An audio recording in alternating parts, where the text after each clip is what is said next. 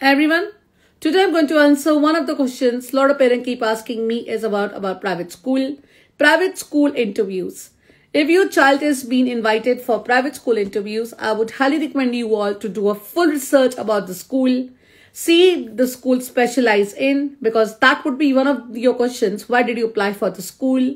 And if you get in, will you accept the school? And secondly would be that if your child likes reading, there would be a task about write about a book you have recently read. So the best thing is try making a note about the book your child has read and tell your child to write at least one paragraph about that book.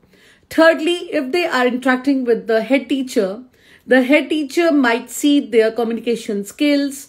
So always try to make your child as comfortable as before the interview in their communication skills.